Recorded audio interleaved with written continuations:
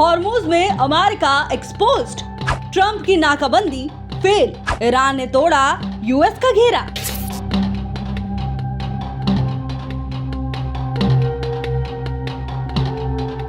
Hormuz में खाड़ी में जारी तनाव के बीच एक ऐसी खबर सामने आई है जिसने दुनिया की सबसे बड़ी ताकत माने जाने वाले अमेरिका की साख पर सवाल खड़े कर दिए हैं।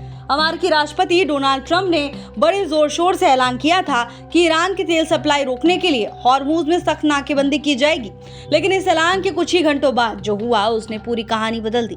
रिपोर्ट के मुताबिक ईरान के 2 बड़े जहाज अमेरिकी नौसेना के सुरक्षा घेरे को तोड़ते हुए बिना किसी नुकसान के वहां से निकल गए। इतना ही नहीं, एक चीनी जहाज भी उसी रास्ते से गुजर गया। जहाजों की ट्रैकिंग करने वाली कंपनी के डेटा से खुलासा हुआ है कि अमेरिकी नाकाबंदी लागू होने के बावजूद कम से कम 3 जहाज आराम से अपना सफर पूरा कर गए।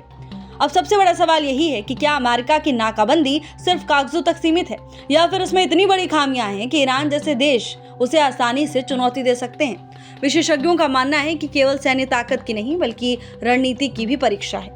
एक तरफ अमेरिका दबाव बनाने की कोशिश कर रहा है, दूसरी तरफ ईरान लगातार ये संदेश दे रहा है कि उसे रोकना आसान नहीं।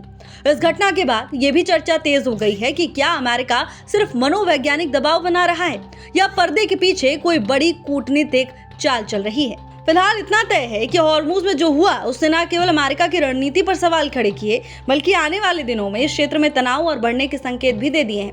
अब नजर इस बात पर होगी कि अमेरिका इस चुनौती का जवाब कैसे देता है और क्या आने वाले समय में ये टकराव और बड़ा रूप ले सकता है।